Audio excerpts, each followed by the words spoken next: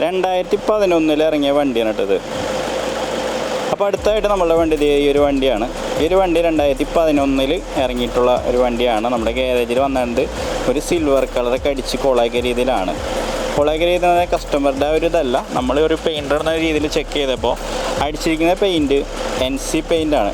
NC silver എന്നൊക്കെ പറയും. NC silver അടിച്ചതിന് ശേഷം ലോക്കൽ ക്ലിയർ അടിച്ച് കവർ ചെയ്തിരിക്കുകയാണ്.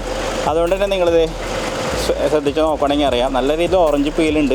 അതേപോലെ തന്നെ ഈ ഒരു കളർ എല്ലായിടത്തും ലെവലിങ്ങിലല്ല എത്തിയിരിക്കുന്നത്. ആ സ്പ്രേ ചെയ്ത ഗണ്ണിൻ്റെയൊക്കെ ഒരു ഇത് കാരണം അവിടെ ഇവിടെയൊക്കെ പല രീതിയിൽ ചില സ്ഥലങ്ങളിൽ ഡാർക്ക്, ചില സ്ഥലങ്ങളിൽ ലൈറ്റ്, ആ രീതിയിലൊക്കെയാണ് അതിൻ്റെ പെയിൻറ്റ് കിടന്നിരുന്നത്.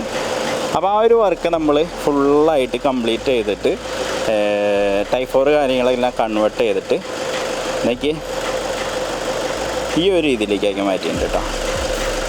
അപ്പോൾ ഇത് നമ്മൾ ചെയ്തിരിക്കുന്ന കാര്യങ്ങൾ ഇപ്പോൾ നമ്മൾ ഫിറ്റിങ്ങൊക്കെ നടന്നുകൊണ്ടിരിക്കണുള്ളൂ. പക്ഷേ നമ്മളിപ്പോൾ ഏകദേശം സമയം 5:30 ആയിട്ടുണ്ടെങ്കിൽ, ഇപ്പോൾ വൈകുന്നേരം ആയിട്ടുണ്ടെങ്കിൽ വീഡിയോ എടുക്കാൻ സാധിക്കില്ല. അതുകൊണ്ടാണ് ഞാനിപ്പോൾ വീഡിയോ എടുക്കണത്. അപ്പോൾ ഇത് 2011 രജിസ്ട്രേഷൻ വണ്ടിയായിരുന്നു. നിങ്ങൾ കണ്ട ആ ഒരു വണ്ടിയാണിത്.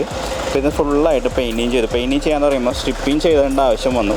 NC പെയിൻ്റാണ് അടിച്ചേണ്ട കാരണം തന്നെ ഫുള്ളായിട്ട് നമുക്ക് ബോഡി സ്ട്രിപ്പ് ചെയ്യേണ്ട വന്നു ചില സ്ഥലങ്ങളിൽ.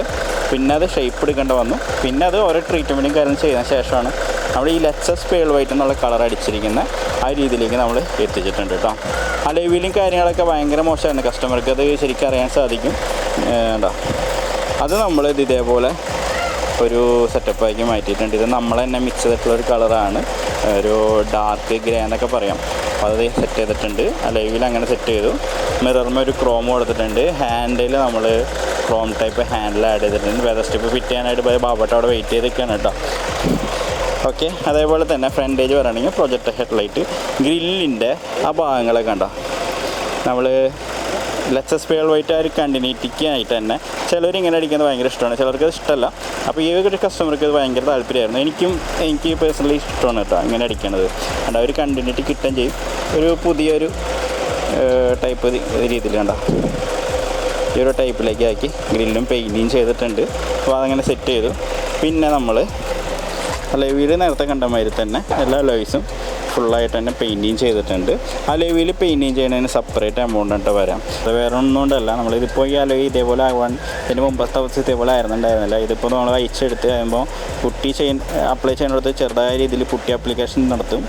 അതിനുശേഷം അത് എപ്പോക്സി കോട്ടിങ് ചെയ്യും. അതിനുശേഷം അത് പെയിൻറ്റ് അടിക്കുന്നതിന് ശേഷം അത് ക്ലിയർ കോട്ട് അടിക്കും. അങ്ങനെ ഒരുപാട് കാര്യങ്ങളൊക്കെ ചെയ്തിട്ടാണ് നമ്മൾ അലവിയിൽ പെയിൻറ്റിങ് ചെയ്യുന്നത്. അതേപോലെ തന്നെ കാലിബർ നിങ്ങൾ നോക്കണമെങ്കിൽ കാലിബർ നമ്മളൊരു ബ്ലൂ കളർ ഇവിടെ പെയിൻറ്റിങ് ചെയ്തിട്ടുണ്ട് കേട്ടോ. ഓക്കെ, അപ്പോൾ വീൽ സെക്ഷൻ ഇത്രേ ഉള്ളൂ. ഞാൻ ബാക്കിലേക്ക് ഇവിടെ സൈഡിൽ അതേപോലെ നേരത്തെ കണ്ട മാതിരി തന്നെ ക്രോം ആഡ് ചെയ്തിട്ടുണ്ട്. നമ്മൾ ടൈപ്പ് 4 വരുന്ന സ്പോയിലർ പറഞ്ഞ് ആഡ് ചെയ്തിട്ടുണ്ട്. ടൈപ്പ് 4 സ്പോയിലർ ആയിരുന്നു ലൈന്, ലോക്കൽ സ്പോയിലർ ആയിരുന്നു. അപ്പോൾ അത് ചേഞ്ച് ചെയ്ത് ടൈപ്പ് 4 സ്പോയിലർ ആക്കിയിട്ടുണ്ട്. അതുപോലെ തന്നെ സാധാ വൈപ്പറാണ്. പിന്നെ അതിൻ്റെ നമ്പറിന് രസം കേട്ടോ, 45 എന്നുള്ളൊരു നമ്പറാണ്. പിന്നെ നമ്മുടെ LED ടൈലൈറ്റ്, പിന്നെ റിഫ്ലക്ടർ LED. നമ്മൾ ഈ റിഫ്ലക്ടർ നോക്കണമെങ്കിൽ ഇതിൽ പാർക്ക്, ഇൻഡിക്കേറ്റർ, ബ്രേക്ക്, അങ്ങനെ 3 സെക്ഷനാണ് വരുന്നത്. മെട്രിക്സ് ടൈപ്പാണ്. റണ്ണിങ് ചെയ്തുകൊണ്ട് ഇൻഡിക്കേറ്റർ റണ്ണിങ് ചെയ്ത് കത്തും. അപ്പോൾ ആ രീതിയിലുള്ള റിഫ്ലക്ടർ ഇതിൽ ആഡ് ചെയ്തിട്ടുണ്ട് കേട്ടോ. ഇനി വാച്ച് ആപ്ലിക്കേഷൻ ബാക്കിയാണ് വണ്ടിയുടെ. അപ്പോൾ അതെ വാച്ച് ആപ്ലിക്കേഷൻ നടന്നിട്ട് നമുക്ക് ഇതിൻ്റെ ആഫ്റ്റർ ഷോട്ട് എടുക്കാൻ പറ്റും.